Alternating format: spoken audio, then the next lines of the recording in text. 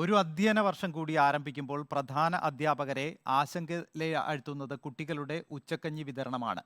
കോടതി ഇടപെടലിൽ കഴിഞ്ഞ മാർച്ച് വരെ പണം നൽകിയെങ്കിലും വരും വർഷങ്ങളിൽ നിലവിൽ നൽകുന്ന തുക വർദ്ധിപ്പിച്ചില്ലെങ്കിൽ പ്രതിസന്ധിയാകുമെന്ന് അധ്യാപകർ പറയുന്നു. കഴിഞ്ഞ അധ്യയന വർഷത്തിൽ സർക്കാരിന് കോടതിയുടെ വരെ വിമർശനം കേൾക്കേണ്ടി വന്നതാണ് സ്കൂൾ കുട്ടികളുടെ ഉച്ചക്കഞ്ഞി വിതരണത്തിൽ. ഒടുവിൽ മാർച്ച് വരെയുള്ള കുടിശ്ശിക തീർത്ത് നൽകി. എന്നാൽ നിലവിലുള്ള തുക സ്കൂളുകൾക്ക് മുടങ്ങാതെ സർക്കാർ നൽകിയാലും ഈ അധ്യയന വർഷത്തിൽ ഉച്ചഭക്ഷണ വിതരണം മുമ്പോട്ട് കൊണ്ടുപോകുവാൻ കഴിയില്ലെന്നാണ് അധ്യാപകർ പറയുന്നത്. ഉച്ചക്കഞ്ഞിക്കായി ഇപ്പോൾ സർക്കാർ നൽകുന്നത് 6 രൂപ മുതൽ 8 രൂപ വരെയാണ്. ഇതിൽ നിന്നും ഒരു മാസം ഒരു കുട്ടിക്ക് 4 മുട്ടയും 600 മില്ലി ലിറ്റർ പാലിനും തുക മാറ്റിവെക്കണം. കൃത്യമായി പദ്ധതി മുമ്പോട്ട് കൊണ്ടുപോകുവാൻ ഒരു കുട്ടിക്ക് 20 രൂപയെങ്കിലും വേണമെന്നാണ് അധ്യാപകർ പറയുന്നത്. 2016 പരിഷ്കരിച്ച 8 രൂപയും 7 രൂപയും 6 രൂപയും മാത്രമാണ് ഈ പ്രധാന അധ്യാപകർക്ക് ഇതുവഴിയായിട്ട് ലഭ്യമാകുന്നത്. അത് 20 രൂപയാക്കി വർദ്ധിച്ചെങ്കിൽ മാത്രമേ ഈ സാഹചര്യത്തിൽ അവർക്ക് പിടിച്ചു നിൽക്കാനാവൂ.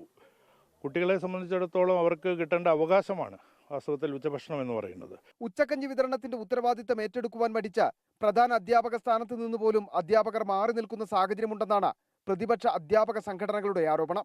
25ഓളം തസ്തികകൾ ഒഴിഞ്ഞു കിടക്കുകയാണ് പ്രധാന അധ്യാപകരുടെ. അതിനൊരു കാരണമെന്ന് പറയുന്നത് ഉച്ചക്കഞ്ഞി പ്രശ്നം കോടതി ഇടപെടൽ നിമിത്തം കഴിഞ്ഞ മാർച്ച് വരെയുള്ള പൈസ സർക്കാർ റിലീസ് ചെയ്തിട്ടുണ്ട് എങ്കിലും അവർക്ക് ഈ വൻ ഭാരം ഏറ്റെടുക്കാനായിട്ടുള്ള ബുദ്ധിമുട്ട് അലട്ടുന്നുണ്ട്. സർക്കാരിന്റെ സാമ്പത്തിക ഞെരുക്കത്തിൽ ഈ അധ്യയന വർഷത്തിലും കുട്ടികളുടെ ഉച്ചക്കഞ്ഞി വിതരണം മുടങ്ങാതിരിക്കാൻ പുറത്തുനിന്ന് കടം വാങ്ങേണ്ടി വരുമോ എന്ന ആശങ്കയാണ് അധ്യാപകർ പങ്കുവയ്ക്കുന്നത്. ഒപ്പം എല്ലാ മേഖലയിലും വർധനവുണ്ടാകുമ്പോൾ ഉച്ചഭക്ഷണത്തിനായുള്ള തുക കൂട്ടി നൽകാത്തത് എന്ത് എന്ന ചോദ്യവും വിദ്യാലയങ്ങളിൽ ഉയരുകയാണ്. വീഡിയോ ജേർണലിസ്റ്റ് ജിതിൻ ജോസഫിനൊപ്പം reporter Sandeep Rajakkad, in reporter, Idukki.